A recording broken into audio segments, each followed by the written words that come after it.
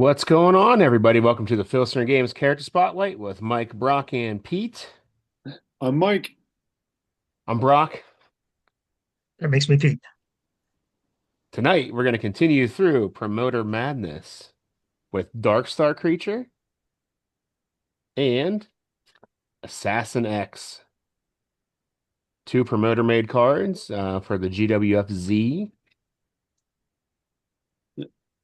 Let's start off with Dark Star Creature because we got a bit of We got some thing to go notes. through. All right. Now, I tried to get Cameron to come on because he created it, Mm-hmm. but Cameron doesn't play the game anymore and has no interest. Okay. We've had him on before, haven't we? Yep, but that was, I guess, right at the end of his run. Uh, It it was was over a probably year. us that we ruined it for him, probably. It was like a year and a half ago, Talking to us took all his interest out of it. and so Way to go, guys. and I was going through his dad, Thomas, and he's like, "Yeah, he doesn't play the game anymore." And I'm like, "Well, do you have any background info on the character since uh his son was probably only how old do you think Cameron was? 8? He's not very old now, and this was 2007. 2007. So, Yeah, that's Yeah. what I'm thinking. He's about 8 years old. maybe if that. So I'm thinking his dad might have had a bit of an input. Probably. Thanks.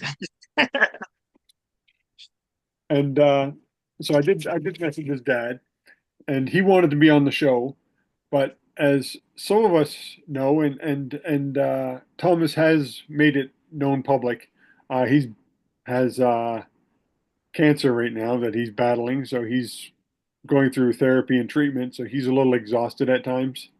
hmm So he's like, I can't stay awake past 8 o'clock. And I'm like, hey, that's completely understandable. So he sent me all the stuff uh, for it. And if you have the booklet, he talks about how it's dedicated to former uh, GWF promoter who actually helped start up the newsletter, Dave Simonak. Oh, I've So heard that name. yeah, it's in the book. It's dedicated to him. Now, I never talked to Dave personally, but we did exchange a few letters. I don't know if Pete ever did, back in the in So the I'm sure, well, I know for sure I at least exchanged mail with him. I want to say that I thought I met him at one of the early Galacticons, like one of the no, early he ones from, never he never he showed up never to the came. Galacticon. So I know that I did then. I don't think I've ever met him, but I did exchange mail with him. So, because that was back in the mail days. So And not so email, regular mail. Dave was actually Cameron's godfather. Him and Thomas actually became really close through the game. That's It's another one awesome. of those friendships that developed early on, where they just started, do the old handwritten pen pals and calling back and forth. And then Dave unfortunately had a car accident, ended up as a paraplegic, and passed away soon after that. Mm. And so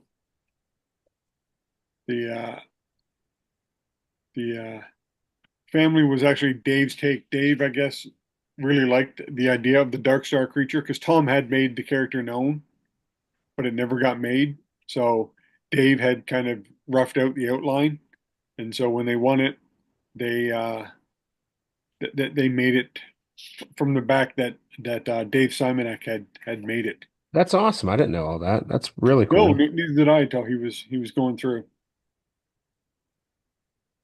He said the original character was the Dark Star creature, King of the Cage. Nice. He said his theme song was "Obsession" by Animotion,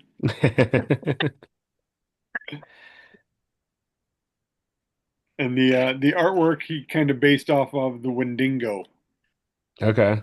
from Marvel. Are you sure That's it's not Chewy? He's got a little Wookiee in him. And he said, if you look on the card, there's a like a shock collar that's supposed to keep him under control. Yeah. And he said that was Cameron's input. Cameron thought it would be a neat idea if the the guy could just lose his mind anytime, and they needed some way to bring him back. That's cool. But I thought it was a neat idea, like a little tribute to Dave that I didn't know. I knew it was dedicated to Dave. As soon as I saw it, I'm like, oh yeah, yeah, I remember this.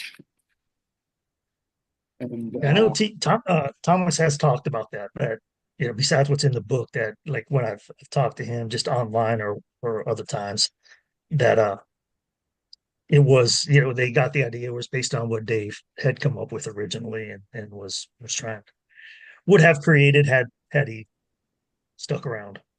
yeah, Very cool. I thought it was a neat way. It's a tribute. He paying tribute to one of his friend, one of his best Mhm. friends. Yeah. Pretty cool. I thought that was kind of a neat, you know, neat way. So if you introduce the character, there is now some sentimentality you can put behind it and use that for your push. Hmm. Even though he is definitely classified as a heel, he had a He minus is. 5 heel rating, which was supposed to be bad because it was a plus 10 to minus 10, and minus 10 was worse, right? Yes. So, yeah. So he was on the bad side. Yeah. So it was when he was telling me this, Vin Strutter purchased a contract of the wild creature to unleash him on the GWF one day. I'm assuming Vin Strutter's a manager that shows up in the game because I have heard that name. Yes, he's the circus guy, Okay. the ringmaster. He's dressed like a ringmaster. Tom ripped that idea off me too. Well, loosely based on, I mean, you can hear the name.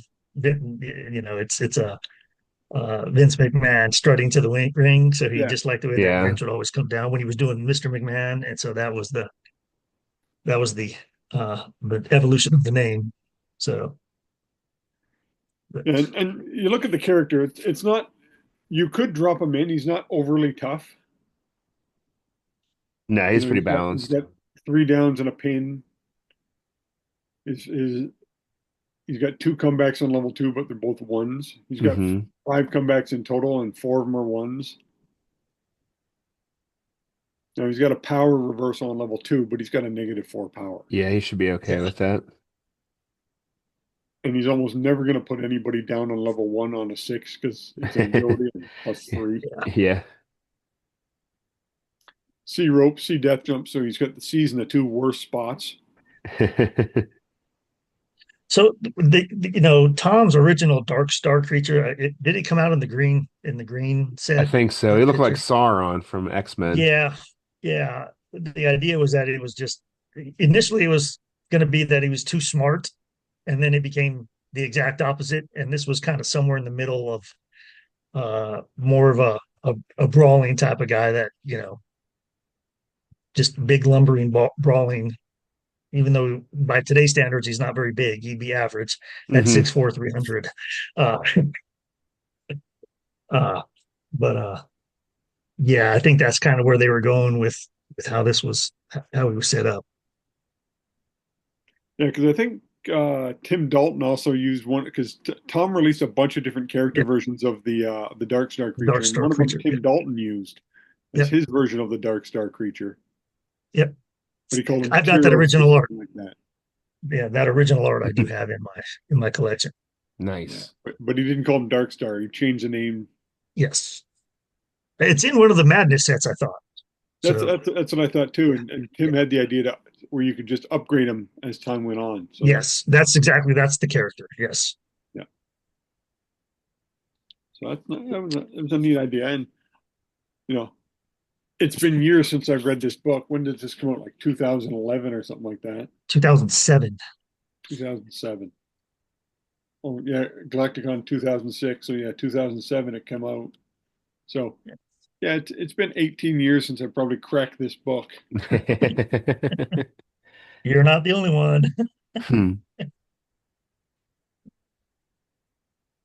So, I thought these guys were all, yeah, these guys were all supposed to be like, so as we're looking at all the cards, it was like the lead into the Z, which was the GWFZ, which was the feeder fed. So none of these Hmm. guys are like really, really, really good. They're all going to be, that low end or mid level folks, yep, and because there was way to and improve them. it, yes, Right. if they were going to come later, which some of them do, uh, they needed to have some way to be improved, and that's where this came from.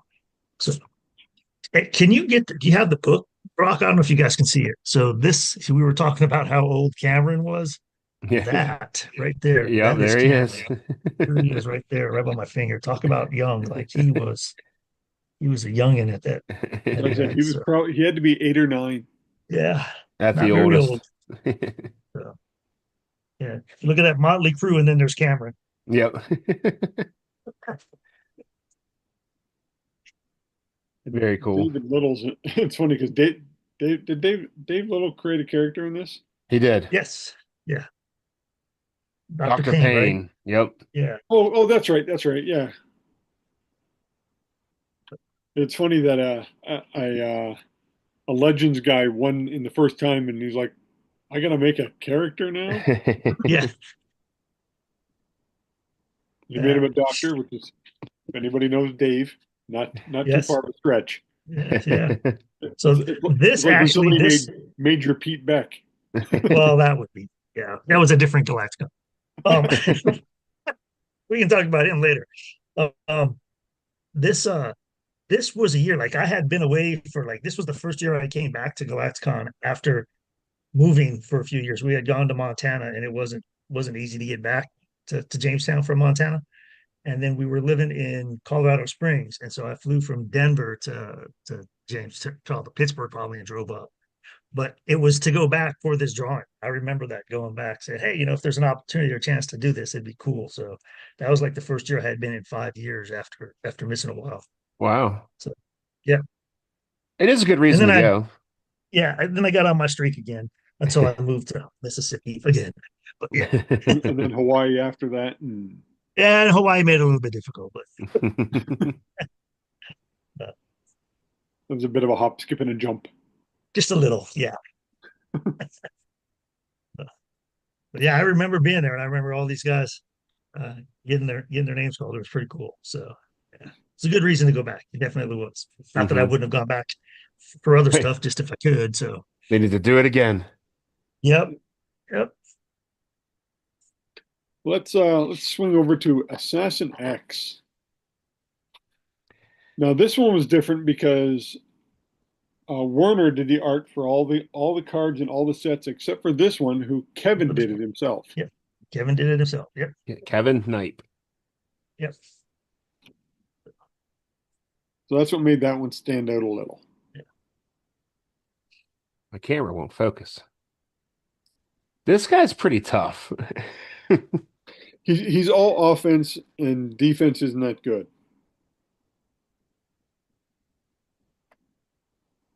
Like he's got one name on level 2 and it's a 1. He's got it down. Hmm.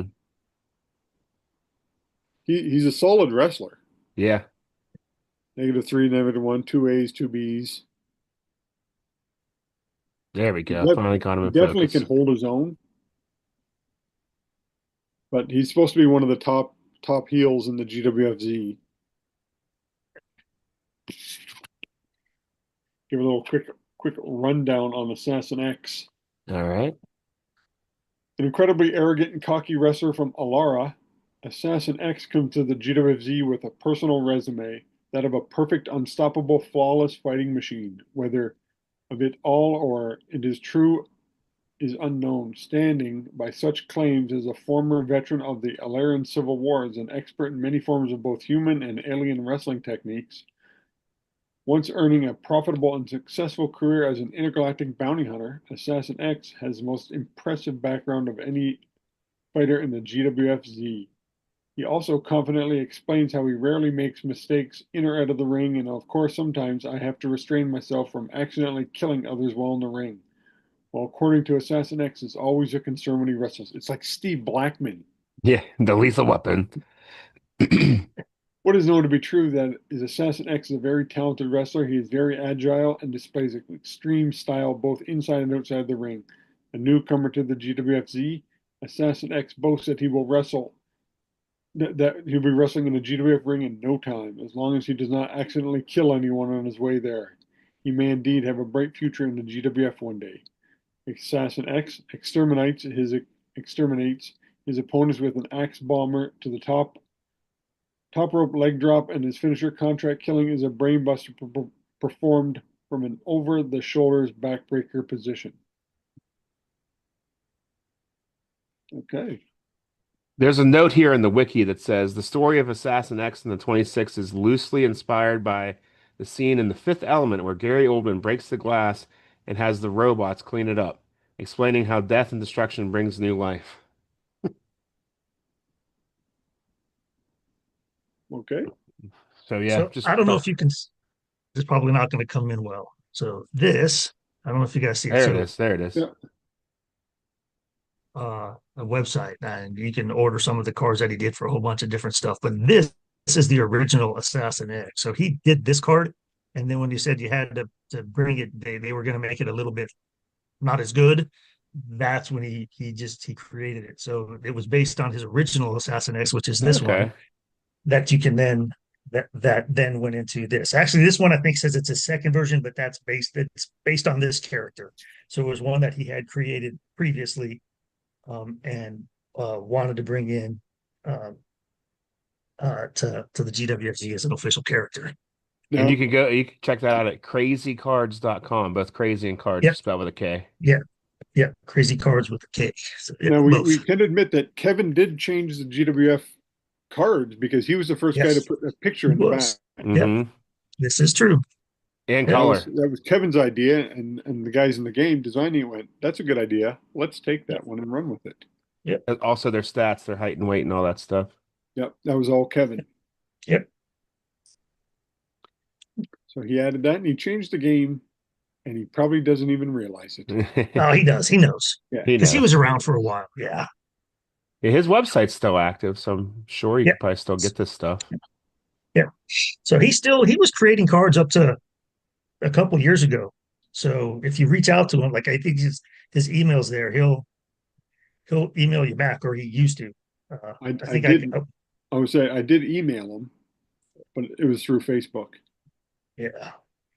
So, but he's got there's a lot of different series that are there, but yeah, because he's got even pictures of like on the website of Tom talking about it at the Galacticons. So with his cards. So, but yeah,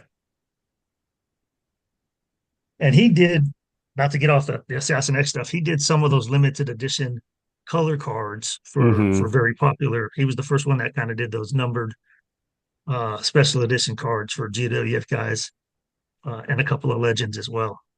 Yeah, he did the Road So Warriors, yeah, bunch of Gladiators, yep, Bishop Hell, I think. Bishop Hell, yep, yeah, the Bishop Hell Disaster, I think was one of them. But yeah, he had a couple different ones.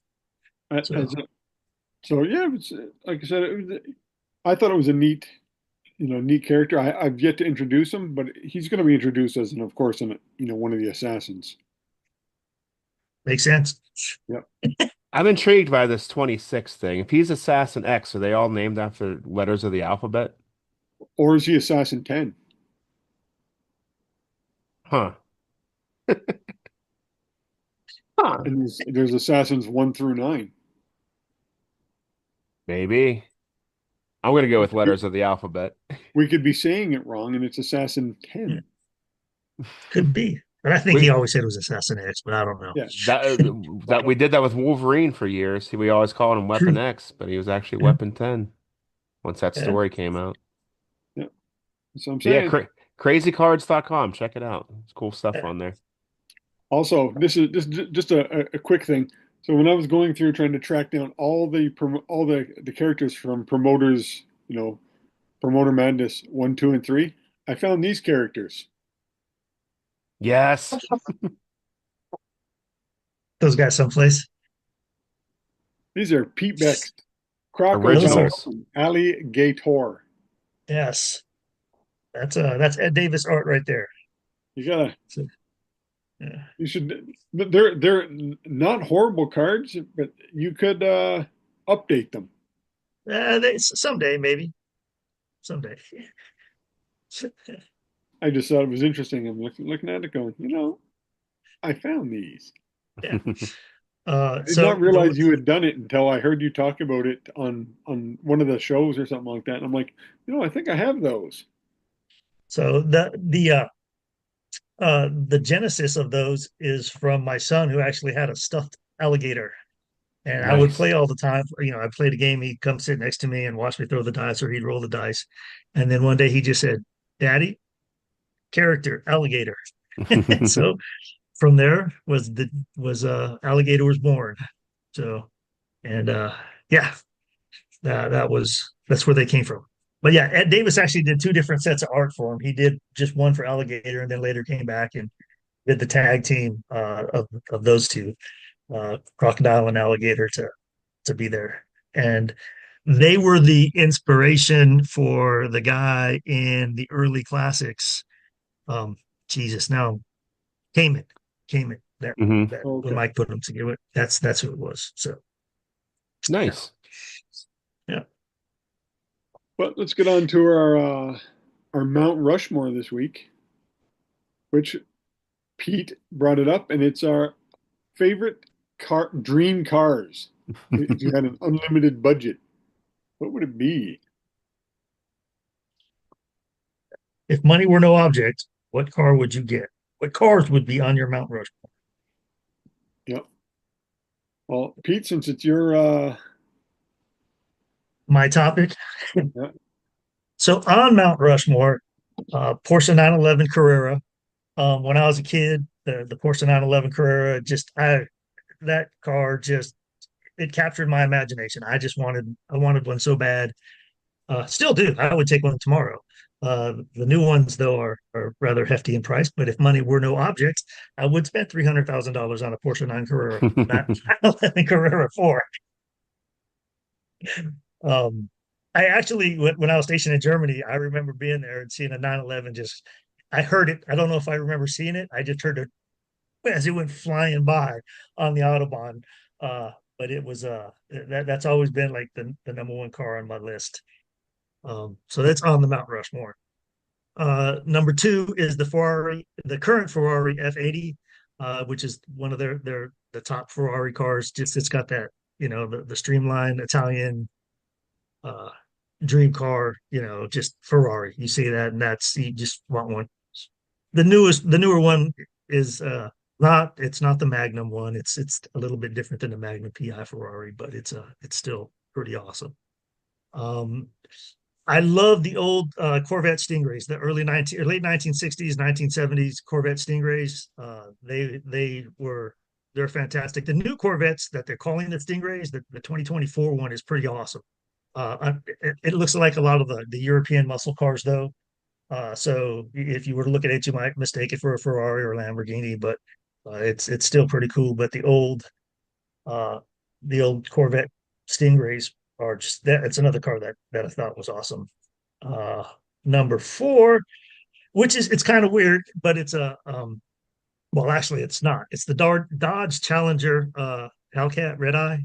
Um, the last few years that they made those, that just classic American muscle car, and it just always wanted one. The only thing I don't like about it is the name Challenger. I always said if I were to get one, I'd go to one of those places that prints out you can buy the script, and I'd get it to say champion in the script and replace Challenger with champion. So I'd be driving a Dodge Champion instead of a Dodge Challenger. But the Hellcats, the Red Eye Hellcats yeah, they were designed to be like drag racers, and they're pretty awesome. I'm And looking my at it right honorable now. mention, yeah, the honorable mention is a Mercedes-Benz 500 SL. You need a cruising car that you can just kind of drive and relax in, and the 500 SL is that vehicle. So it's a coupe, but it's a bigger style coupe. It's not the little tiny one. They've got a 350, a 250, and the 500 is the biggest of them. It's got the V8 engine and the two seats, and it's a nice cruising Mercedes Benz. So those would be mine. So Porsche 911 Carrera, Ferrari F80, Corvette Stingray, Dodge Hellcat Charger. The red eye is the one, and then 500 SEL. So yeah, Nice. Oh, excuse me. My voice is jacked tonight. So I apologize to everybody listening. What do you got, Brock? All right, so I don't know. I'm not going to pretend like I know anything about cars. So since I've owned a total of 5 cars in my life, I'm going to rank them from worst to best. So my honorable mention will be my 1997 Chevy Lumina. Probably the worst car I've ever driven in my life. It was a V6. It was nice. It replaced the Monte Carlo for 1 year. sure. So it way more powerful engine than a 16-year-old needed. Um, but it had an electrical problem. It was one of the first keys to have the chip in the key, and mine Oh, shorted out somewhere, and it would every couple months some different electrical component of that car just wouldn't work. I ended up dropping $1,700 in a year on it just to keep it running, and I finally just got rid of it. And I got my 2004 Honda Civic. I ran that car until 2018. Finally I got rid of that. I traded that in for my Subaru Impreza, 2018 Subaru Impreza. And then Really kicking ass on these dream cars there, Brock. oh yeah, I mean it's incredible. I mean you would not believe how cool my cars are. Um and now we have a Nissan Rogue 2020. It's At the least only you got one car, with a decent name, right? right? Rogue. But it fits 3 car seats in it, which is nice. That's key. And then my favorite car was my first car. I had a 1987 Dodge Charger. It was red, but it wasn't a cool looking Charger. It was like a hatchback. But I love that car. It was great. When I got it, it was some old Hermit I bought it off of. It only had like 30,000 miles on it, and I got it in either 99 or 2000. So it was great. I love that car. Um, Horrible gas mileage though. But yeah, that's my car history. And but if I would have a dream car, I don't even know what I would take. I always like the Mustang Shelbys. Sure. I'll throw Yeah. I'll throw that on my list. so By like the Pete, way, of all the cars that I've mentioned, I don't own any of them. I've never driven any of them. You Those are have just my all of dream them. cars. So yeah, so like Pete, you need at least one car to cruise around in. well, it was a Mercedes 500 SL. So I said, I would have a 1966 There you Oldsmobile, go. there you go. That'll work. Yeah, that'll work. the same car as the Green Hornet drove. Yeah, Oh, can I I get a would follow it 66 up. Batmobile? I would follow it up because I was a big Magnum PI fan. there you go. Bring weight Ferrari.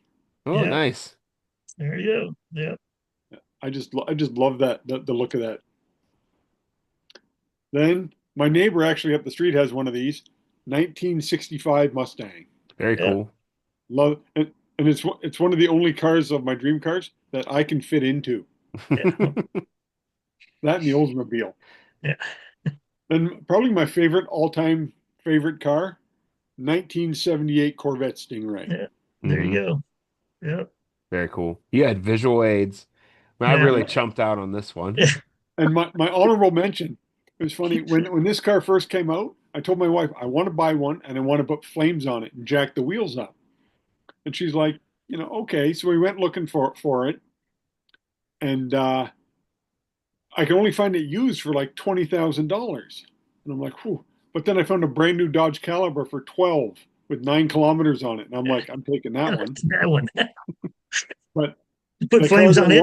and it was funny because then we bought the car and then on our way we rented one to go to Jamestown just to test it out. We both liked it. And when we're down there, Steve Minskoff's like, I wanted one of those cars. He goes, can I drive it? So Steve actually drove it, or like our car drove it around. And he's like, this is great. He goes, if I get a car back in New York, he goes, I want one of these. And I told him, I said, the car I want to add flames to it, and told him on the way back, we're in Niagara Falls, and I see the exact same car with the flames, PT Cruiser, PT Cruisers. because it looks like a hot rod. Yeah. Yep. It had Yep. the flames going. I'm like, God dang. Uh, I've actually driven a PT Cruiser. We had one when we got to Hawaii as our rental until our car showed up. Yeah, it was interesting driving one of those around. They're I don't know if it roomy. was just Hawaii or just uh, it was not comfortable. It was a rough ride. Well, it's funny because the Dodge Caliber is the same chassis. So Ah, so they stopped making the PT Cruiser and they started making the Dodge Challenge, Challenger, the not the Dodge Challenger, Caliber, not the Challenger, the the Caliber. Caliber. Yeah, yes, Yeah. And now it's a Dodge Dart. So it's yes, they just changed the frame basically. And yep, but yep. yeah, a friend of mine still drives his PT Cruiser, and they're big and roomy inside. That's probably Yep. one of the reasons why I liked it, Mhm. Yeah, yeah. because when looking for a car, I want a car I can fit into. Yep, that's very understandable. I know that Holy, feeling. holy Well, all of smokes! us do. Hmm. We're all like 6'3" and above. So, Breaking news: Ryan Sandberg just passed away. Aw, oh, Yeah, huh. Lori just sent me that. So yeah, Wow. that's too it has bad. not been a good week for No, stars at No. all. no, not at all. 65 Huh. years old. Wow. Huh. He Hmm. had cancer. That's Hmm. why he passed away. So Sad. yeah, rough. Uh, so now everybody knows when we recorded this if they go back and look. Yeah. So yeah, This will drop in It's like a not a month. secret. yeah. Oh, Brock, did you want to quickly run down the Sure. While you're here, if you enjoyed the video, give it a thumbs up. If you haven't done so yet, please hit that subscribe button below. Scroll on down to the description. You'll find all of our friends make Filsinger Games related content, including the official Filsinger Games podcast roll up, the Legends team's Uncharted Territory, Dizzy Dice from Lee Lamprey, Solo Promoter from Grant Pachoco. Grant also has a channel here on YouTube. So does Dave Little's Heartland Championship Wrestling. After further review, Brad Plays 81 and Bucky 749. My Twitch link is down there. I don't know if I'll ever stream again, but there's the link if you want to give it a follow. Leave a comment with your favorite cars below, and we will see you next week, everybody. night all? Later. Night.